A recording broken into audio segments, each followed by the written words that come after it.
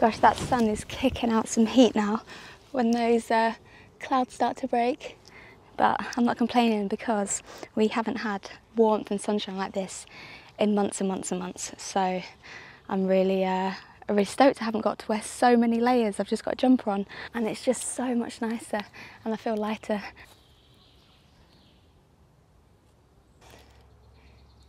Just makes you so happy, doesn't it, when the sun's out like this?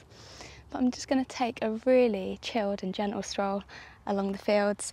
They're quite hilly, these fields, so I'm just going to take a slow walk because it is very, very warm. So let's go and see what we can find today.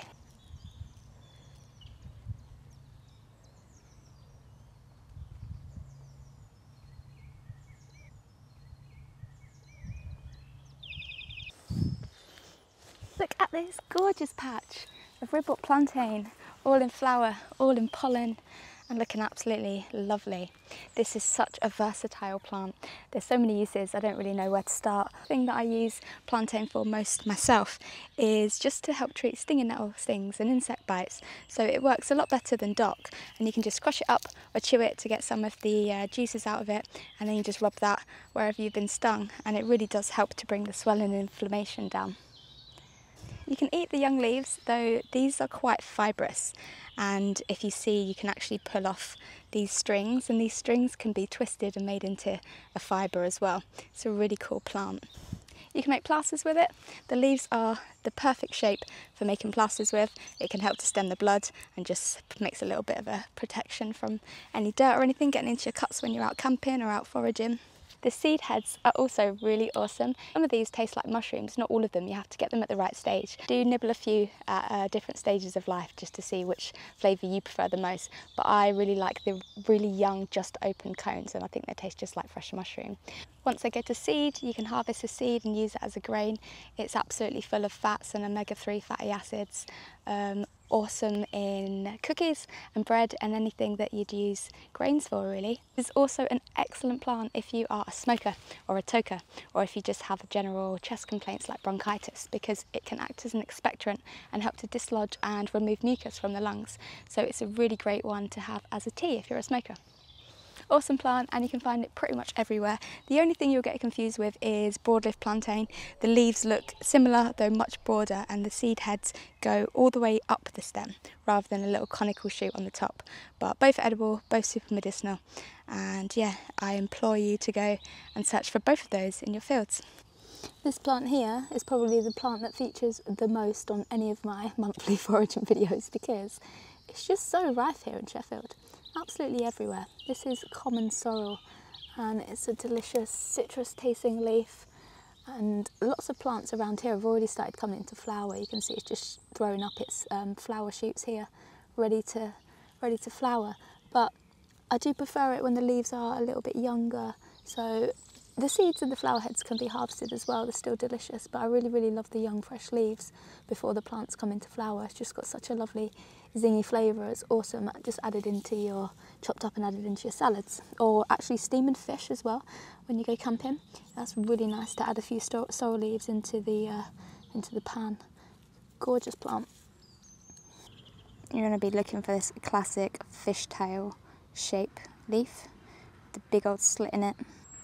Guess it could look a little bit similar to the Lords and Ladies leaf, but the Lords and Ladies leaf has got like a margin around the edge of the leaf, and you can see the veins on this just come up parallel from the midrib, and it hasn't got any outer marginal veining whatsoever.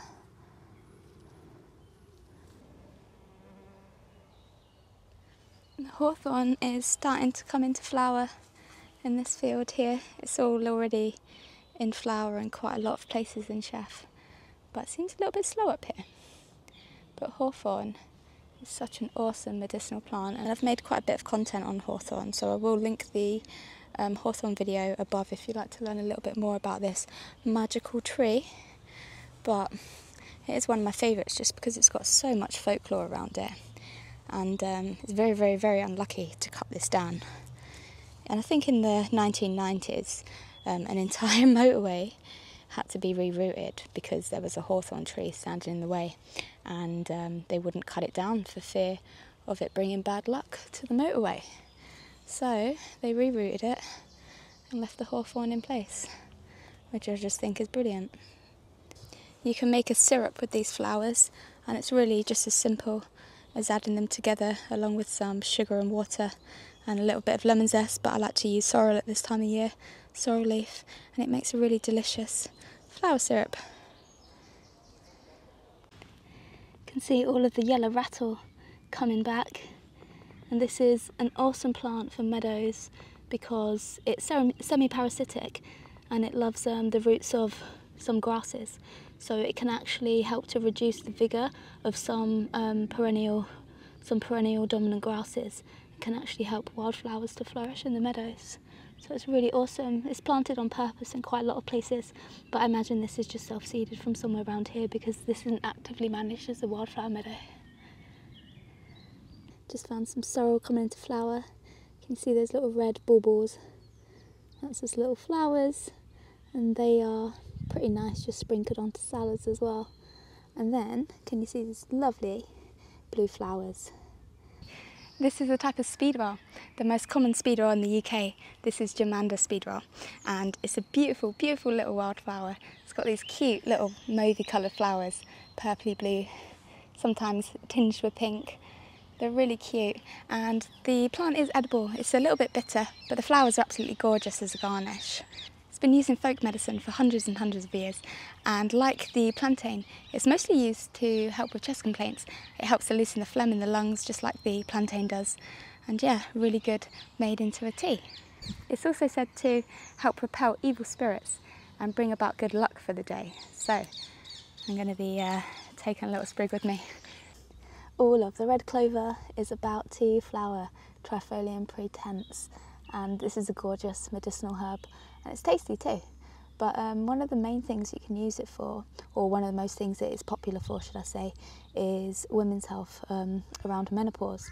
So often women can lose bone density around the menopause or after menopause, and it's actually quite drastic, the differences, or how quickly you can lose bone density. And it's been shown that fermented red clover can actually help to fix that, help to gain back some of that bone density, which is previously thought pretty impossible in adults. So they're still researching it, but it's looking promising. Got the beautiful flowering cow parsley down here, and I go into quite a bit more detail in my last foraging video about cow parsley, so I'll link that above. But I just wanted to take the time to show you how pretty these flowers are in the sunshine. Can you hear the parakeets in the background? So peaceful. I think that's a chiff-chaff. I don't know birds too well, and it's my goal for this year is to learn more bird sounds, because I mean, I have an allotment which has got so many different types of bird species that I'm in for like hours every day. There's a little squirrel running across the path, and yeah, I just haven't taken the time to learn the bird sounds, which is quite embarrassing. But yeah, this year it's my goal to learn more birds, and I've downloaded a bird sound app. It's like Shazam for birds, and it's actually quite good. Yeah, I don't usually rate apps for identifying things, but it does seem like it's getting better, and yeah, it's quite good. It's called Merlin app, and it just means that I can find out who's singing to me in the allotment, which is quite nice.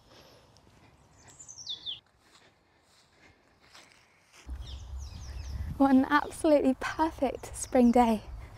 I've had my lunch and I'm just gonna go take a little stroll across these fields. The fields were strewn with yellow just last week, but the heat has made all of the dandelions go to seed. The plantain this year seems a lot taller than it usually is. It's growing really, really well all around my little patches in Sheffield. And it's just gorgeous, all in flower at the moment. Just found some pig nuts, and these are part of the Umbellifer family. They've got these dainty little leaves. It's really hard to focus because they are so thin, but dainty, really finely pinnate leaves, and these little umbels of tiny little flowers. And underneath they've got a round tuber that's edible. You can tell pignut from greater pignut from how many florets it's got. It's got smaller flowers and less of these florets. So I think pignut's got between about 6 and 12 florets, and greater pignut has got more. I don't know how many more, but I think up to about 20. So you can tell the difference from that.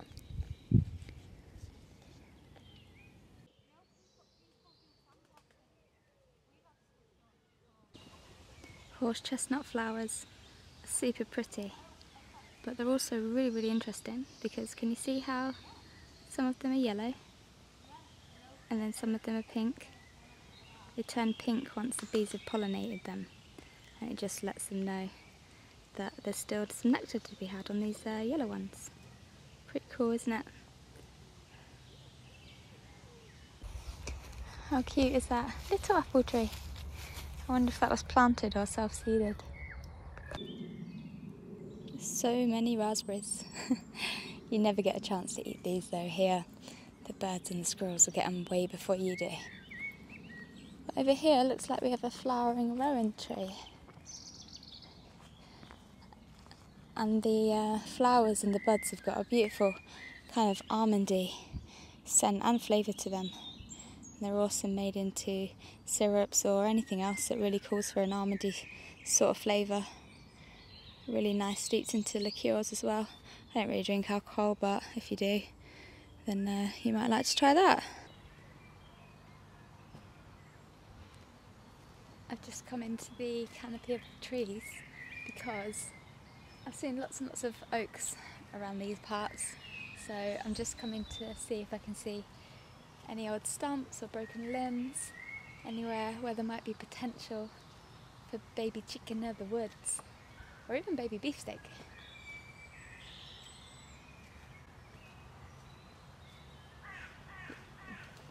I've seen chicken in the woods in this woods before, but I've always either been too early or too late. So I've come to scope out some prime locations. The smell of garlic has changed to a smell of bluebells, and it's so lovely today. I feel like spring has been very late this year, but it's really kicking off this week. It's been hot, and the woods are finally starting to dry, so I've braved some lighter coloured clothing, even though I got muddy within like 10 minutes.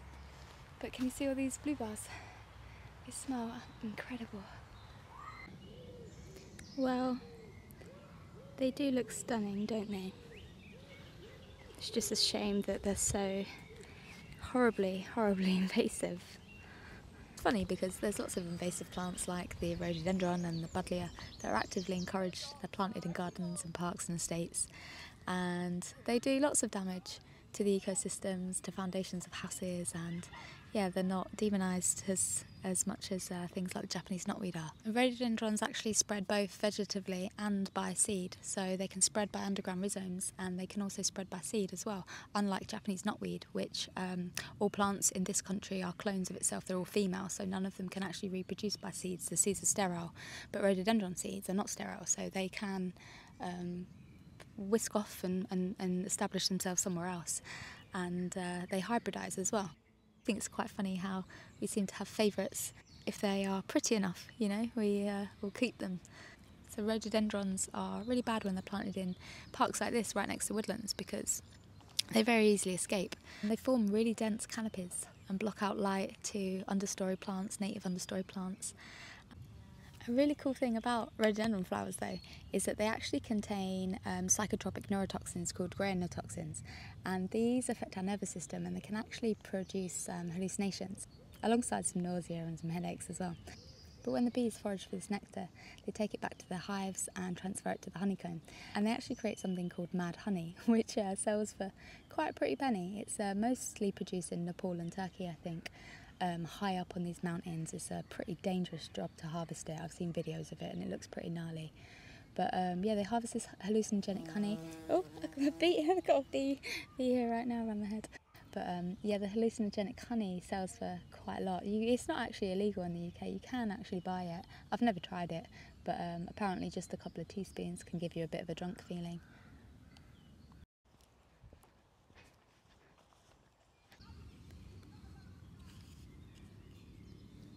This is a sweet little patch of cuckoo flower down here. This is also called lady's smock, and in Kent we used to call this milkmaids as kids as well. The Latin name for this is Cardamine pratensis, and cardamine is a member of the bittercress family, and pratensis just is Latin for meadow, so meadow cress basically. So these pinnate leaves have got a really lovely spicy sort of cress flavour, and the flowers are really gorgeous as well. And the whole plant has got a bit of a spice kick being part of the bittercress family, but it's a gorgeous flower that is said to coincide with the first cuckoos arriving in Britain, hence the name cuckoo flower.